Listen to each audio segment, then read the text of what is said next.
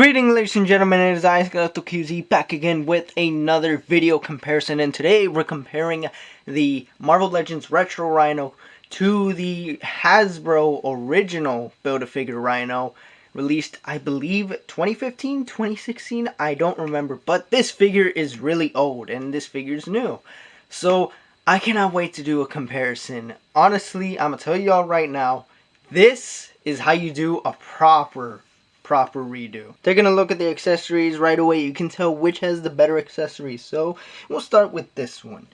So the old Build-A-Figure Rhino came in with two head sculpts, one with the eyes closed and then one without the eyes closed. And a lot of people consider this one to be the classic look. If the camera can zoom in, see if it zoomed in. There we go. So yeah, a lot of people consider this to be the classic look as it doesn't have the eyes closed, and plus it's, I guess, more resemblance to original Rhino with that screaming face. Personally, I like this look better. It doesn't look ridiculous like this one. This one, I like it, and I guess this is a much more modern version at least. Now taking a look at this one, this is nice. These head sculpts, I like both of these. I like the gritty detail on them. See if I can get a good look on this.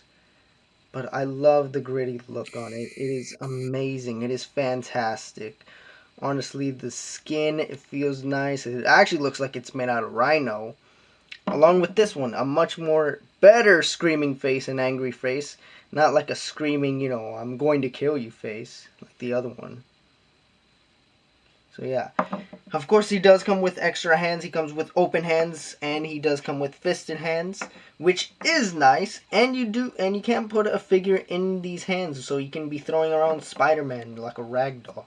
So already, the new one beats it in terms of accessories. So we're going to be first looking at the old Rhino. Really, we're going to be looking at Sculpt right now, and paint job. And honestly, if I'm being honest, I prefer this paint job. I like this darker paint job. It's much more intimidating. It's much more cleaner. And plus, I love how there's like a whole, like, I guess, brush type of thing going on within the cracks of the figure. And I love that. I absolutely love how there's like paint within the cracks. It makes it look like an actual, you know, Rhino skin. And I like that. Now, of course, I should mention these are removable, and yeah, I guess now it looks, you know, a little bit cleaner, or much more classic, as people say it is. Personally, I like it with the shoulder pads. I'm one of those people who like them.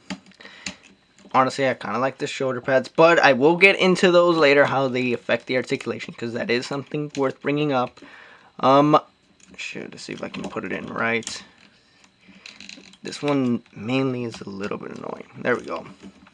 So yeah, I like the paint job on this. The paint job is nice. The texture is nice. It feels rough, like it should be. The toes, I like the paint job on the other toes a little bit better, but these don't look too bad. So yeah. Same with the horn. I like the other paint job of the horn much more than this one. This one's a much more duller, but there's a nice brushing to it. So the paint job on this figure is good. Honestly, I prefer it more than the new one. And I guess we should get into that, actually. So bringing out the new one right here, this one doesn't really have the same type of paint. There's like splotches of different, I guess, dark green or grayish green throughout the figure. You got some right here on the chest, some on the biceps, the arms. Actually, this is the bicep. I don't know why I called that the bicep. And you got some on the back, even some on the head. It's like splashed everywhere, and it's not really painted like within the cracks. So that's one problem I have. Even some on the feet. I like the color of the Rhino toes better. Same with the horn. I do like that. I like it more. Although the head came out looking nice. I gotta say, I do prefer the head. Like I said before, I prefer this head over this one. This one looks kind of bit, you know, comedic, or very cartoonish. This one feels like real life. Like it feels like it was made from an MCU movie. Let's see if the camera can focus. There we go. Yeah. It looks so much more, I guess, realistic and not cartoonish. So yeah. However, I will say though that the plastic on this one feels a lot more real than this one. The plastic on this feels a little bit cheap. Not on this one. So, better plastic and better paint job. So in terms of scale, they're pretty much the same. They are both over 8 inches tall. So yeah, they're pretty much the same scale. So you don't have to worry about whether or not one is bigger than the other. So yeah, here they are next to Spider-Man. So in terms of scale, they pretty much stack up pretty good against the Spider-Man. And this is actually the newer Spider-Man, the Rhino Evolve. So yeah, and basically it's also the same body mode for the retro Spider-Man and the symbiote Spider-Man. So yeah, in terms of scale, he actually scales pretty nice compared to these guys, so not too bad. So here are the two Rhinos next to Ukrik and Juggernaut. And yeah, Ukrik actually uses the same body mode as these guys, considering these two were released around the same time. Which is actually, weirdly enough, this is actually a re-release, same with this. So that's, I don't know, I find that a little weird. But here he is also next to the Juggernaut, which I would have actually preferred had they used this body mode instead of this one. Honestly, I like this one a little bit more. The range is a lot better. The ab crunch is definitely a lot better on this one.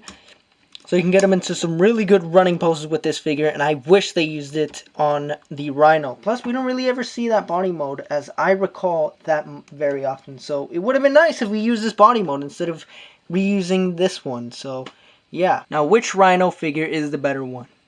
Well, if I'm being honest, and honestly this is no surprise, the retro one is the better figure. This figure is the better one out of the two. I believe the Rhino figure has a lot more than this one. While yes, I love the paint job on this. It is fantastic. There's just so much more that this has over this one. First off, the shoulder pads don't get in the way for this one, and they don't have holes in them. This kind of stands out, and that's what a lot of people didn't like about this one, is the fact the shoulder pads kind of hindered not only the articulation, but the look itself. Not to mention, this head sculpt represents more of a classic Rhino, while this one represents a much more modern one. And some people didn't even like this head sculpt because the eyes were always messed up whenever people got a Rhino head sculpt. While this one, the eyes are so much better and it looks more consistent. Not to mention, this is a good representation of the comic book Rhino, while this is a much more contemporary version. So yeah, for a comic book Rhino, this is great. Now, I will say this, for an animated look, probably not the best, as the Rhino from the animated series was plain gray, and I'm honestly glad they didn't go that route, because I love what they did with adding some of the brushing of the green and dark gray, and I do like how they painted the eye and some of the horns. So yes, I will give it that. Not to mention the accessories. While he does get the extra head sculpt, he also gets interchangeable hands, which adds more posability to the figure, and I love that. You can get a figure in those hands, whether it be Spider-Man, Daredevil, Scarlet Spider, whoever. I love that.